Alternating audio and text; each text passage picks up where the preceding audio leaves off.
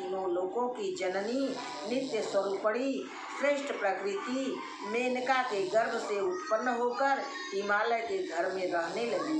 नारद जो मनुष्य पार्वती के द्वारा हिमालय से कहे गए उत्तम योग का पाठ करता है उसके लिए मुक्ति सुलभ हो जाती है। मुनिवर, भगवती सर्वाणी उस मनुष्य पर सदा प्रसन्न रहती हैं और देवी पार्वती के प्रति उनके मन में दृढ़ भक्ति उत्पन्न हो जाती है। अष्टमी, नवमी और चतुर्दशी तिथि को भक्ति परायण होकर श्री पार्वती गीता का पाठ करने वाला मनुष्य जीव मुक्त हो जाता है। शरत काल में महाअष्टमी तिथि को उपवास करके तथा रात भर जागरण करके जो मनुष्य इसका पाठ करता है उसके पुण्य का वर्णन मैं क्या करूं।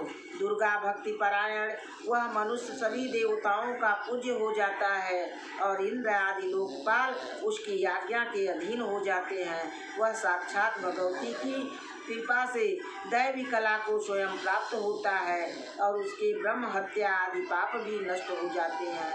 वह सर्वगुण संपन्न तथा दीर्घजीवी पुत्र प्राप्त करता है। उसके शत्रु नष्ट हो जाते हैं और नित्य कल्याण की प्राप्ति करता है।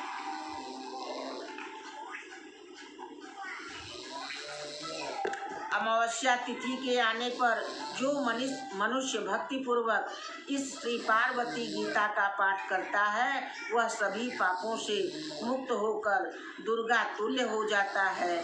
जो बेल के वृक्ष की सानिध्य में बैठकर अर्धरात्रि में इसका पाठ करता है उसे 1 वर्ष में ही दुर्गा साक्षात दर्शन देती हैं। नारद, इसके विषय में अधिक क्या कहा जाए। तत्व की बात यह है कि पृथ्वी तल पर इस पार्वती गीता के पाठ के समान कोई भी पुण्य नहीं है। मुनिश्रेष्ठ, इस लोक में तप, यज्ञ, दान आदि कर्मों के फल तो परिमित हैं किंतु इसके पाठ के फल की कोई सीमा नहीं है।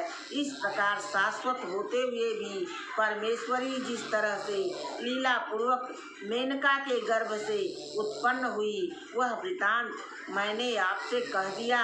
अब आप पुनः क्या सुनना चाहते हैं।